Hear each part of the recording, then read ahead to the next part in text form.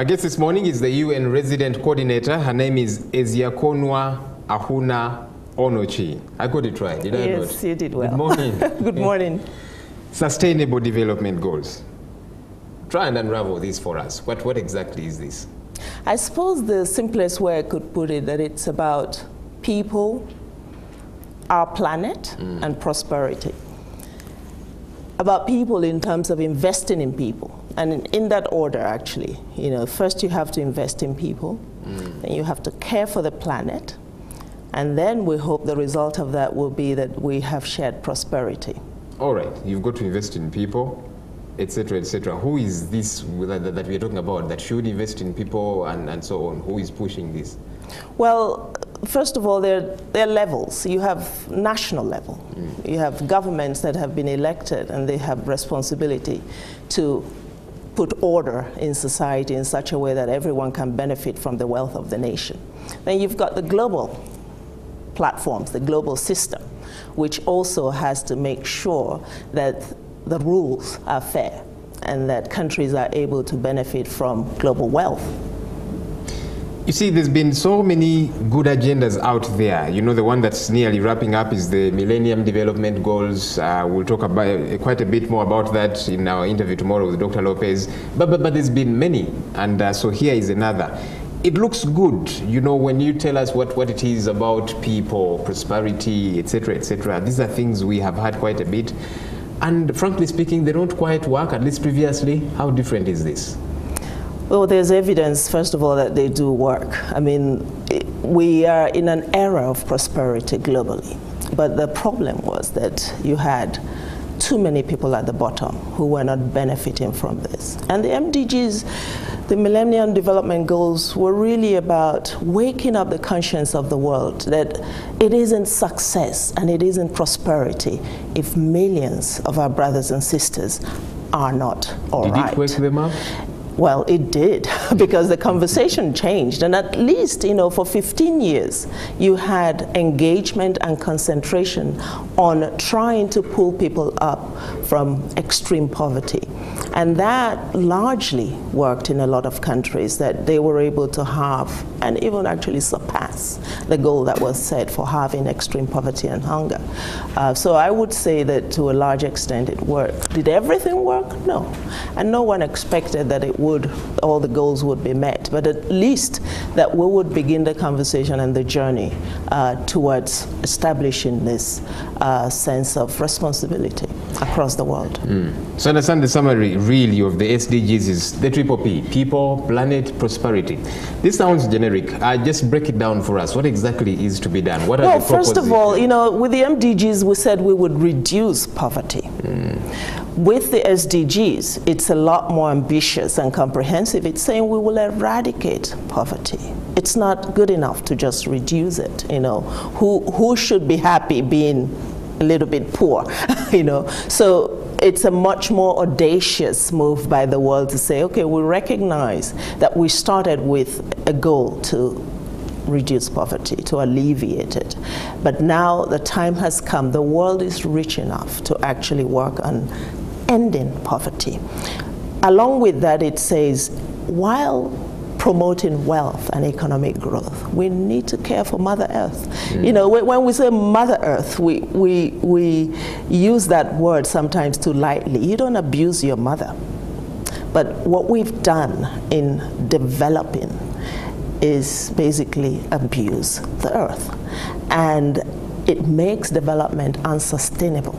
We see climate change and the impact that it has on people and on the world.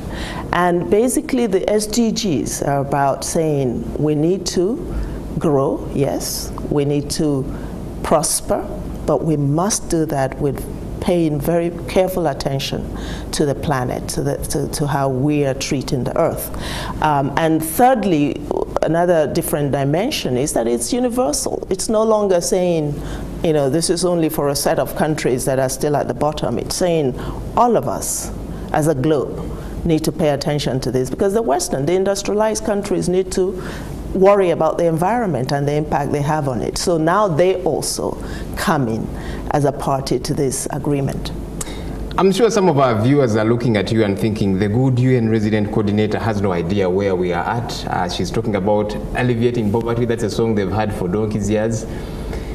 You see, 67% of this country's population is either poor or prone to poverty. And these are government statistics, Ministry of Gender. And so many of these people, unfortunately, have resigned to their fate, you know, and so when they hear you kind of reinvigorating their hope, telling them that, look, it is possible that we can alleviate poverty and not just do that, but prosper. I'm sure the question itching on the inside of them is how do we make this happen? Yeah, I mean, it's a fair question, but really I think what is different from with the MDGs, with the SDGs now, is the focus on domestic resource mobilization. The fact that this isn't, you know, Africa should not be looked at as a charity case. This is a pretty rich continent where if we had donors, the right, if you like. well, we could start funding the rest of the world if we mined our resources in the right way and if we let Africa's resources take care of Africans. And the emphasis of the SDGs is that we must pay attention to how we mobilize domestically. See, the Secretary General calls it the road to dignity. And for me, that dignity isn't just about the individual getting, you know, a sense of their worth. It's also about countries. With the MDGs, we expected somebody else to fund it. And what that means is that you're accountable to someone else. Imagine a time in Uganda when the Ugandan government accounts to its people because the money is coming from its people. And we're inching towards that because today Uganda is funding 77% of its budget domestically. Only about 23% is coming from external financing. Now that is incredibly different from 15 years ago when we launched the MDGs. Uganda was still dependent on external financing to the tune of about 50% of its budget. So that Africa is different, Uganda is different today, and the self-confidence of nations is coming up. And that should build confidence in the people as well. And I think what we need to do is really communicate more effectively what this means for the whole of a person, not just, you know, words, but what does it mean for you as a Ugandan to know that that road was built with your money, with your tax money, because you're a citizen that pays taxes. Gives you an incredible sense of ownership, and it also gives you confidence to hold those who are responsible for putting that road together and getting quality service to challenge them. Do I hear you say that the success of these SDGs is encapsulated in something called leadership? Something that for much of Africa has eluded us. We have had leadership, you know, but for many parts of Africa, you can tell that there is still a huge, huge challenge as far as leadership is concerned. We have rapacious leaders that are greedy. And so would it be right to say that the success of this is actually tethered to leadership? And that means if we miss that, we miss this? Absolutely. Leadership is critical. But look at what's happening in Africa. Leadership is much more responsible than it was 15 years ago. Lots of African countries are going in the direction of taking responsibility for what they're supposed. That's why we're having this conversation. That's why we had this conversation in Addis as opposed to Geneva. It is because you have African leadership emerging that is saying, look, Africans need to articulate their own vision, and they need to own it, and they need to take charge of their destiny. That is a new tone on the continent, and I don't think we should miss it. And particularly African media, actually, I would like to challenge you to trace where the narrative is changing, because this is incredibly important for Africans to understand that we as Africans can stand today shoulder to shoulder with the rest of the world and be a party around that table rather than a subject. And I think that's what I've been studying this continent and as an African for many years. And I think that's where things are shifting. Africa, it's no longer just that continent you talk about how to rescue, but that there is serious investment in looking at Africa as a solution to the rest of the world. It is shaped like a question mark, and for many years it's been treated like a question mark. But I think that notion is changing. You earlier on said that it's important that, you know, the question of accountability, because these leaders come to us, the voters, the citizenry, and we hire them, so to speak. But you see, when the rubber meets the road, it's difficult holding these fellows accountable. They are preponderant figures, the big man syndrome, especially here in Africa. And so it removes the citizen from the equation of, I have elected these leaders, I should hold them accountable. And that's where the mismatch is. That means that these leaders can do whatever it is that they want to do. You know, if it is talking about sustainable development goals, yes, they will say we are going to do this, but they will not, and many citizens out there cannot hold them accountable.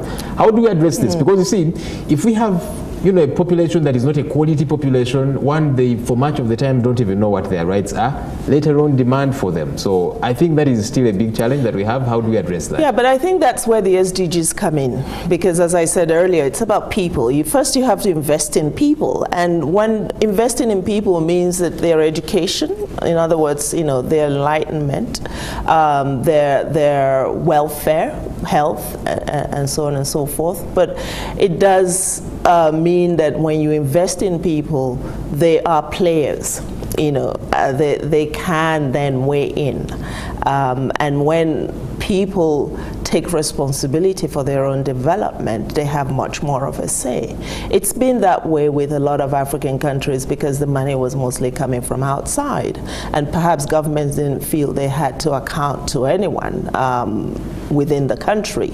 But the moment we start talking about raising revenue from the population, I think the conversation changes, because that gives you as a citizen who is a tax-paying citizen much more power.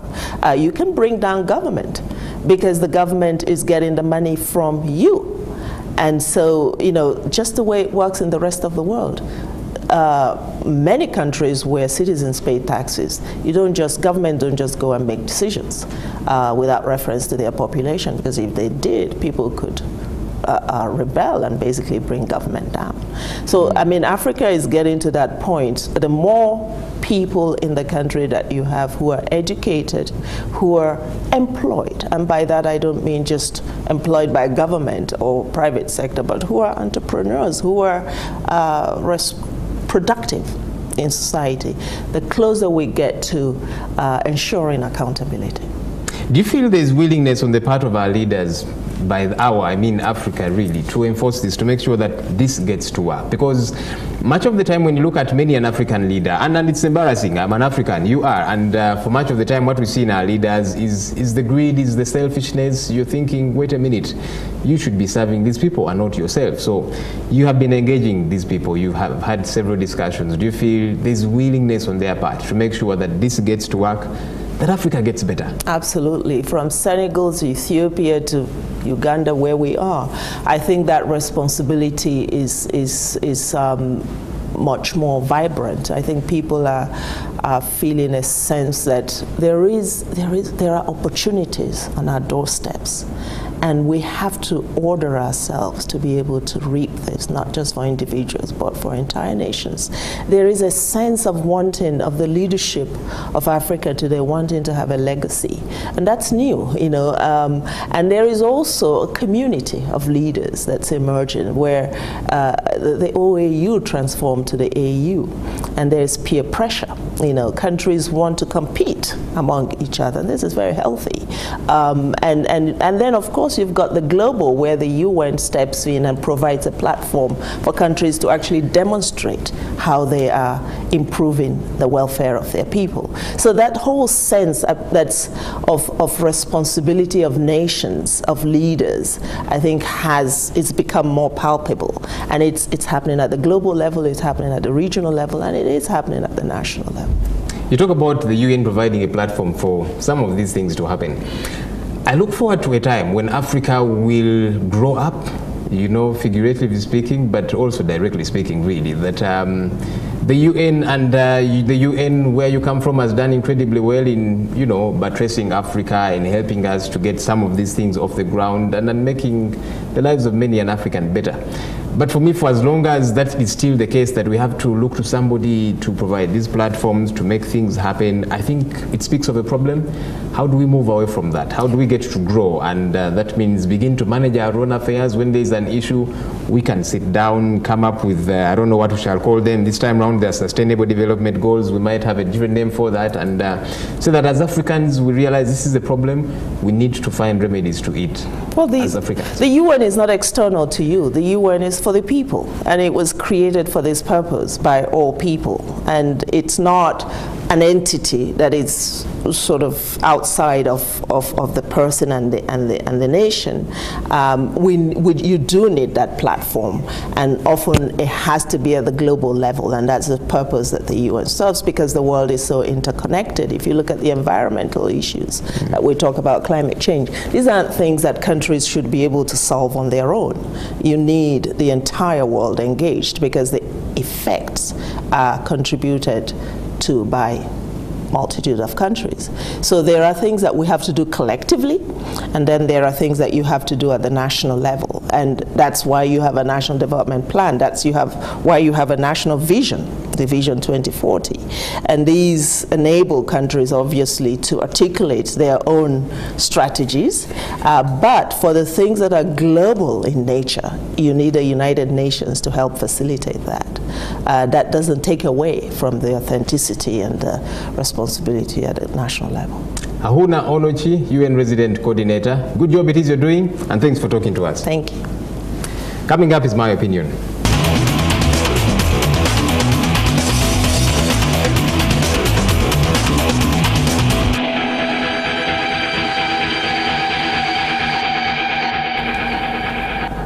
I'm glad the discussion is changing, that as Africans we need to begin to find remedies to our problems here in Africa. I think that's important. Look, Africa still grapples with many a challenge, from famine to disease, poverty, etc., etc. I think we can transcend this. It is very possible. And look, when we talk about leaders, yes, there are these elected leaders. We need to keep holding them accountable so they do their job. But you see, after we have elected these leaders, let's not extricate ourselves and withdraw as a citizenry and say, we have elected these fellows, let them deliver. Much of the time, as you could see, they don't do a good enough job. So it's important. Let's keep holding these people accountable. Let's keep being a part of the equation. We are leaders too, so let's together make things happen. And that's the big story for this morning. Thanks a bunch for joining us. Coming up in a bit is Everyday Life.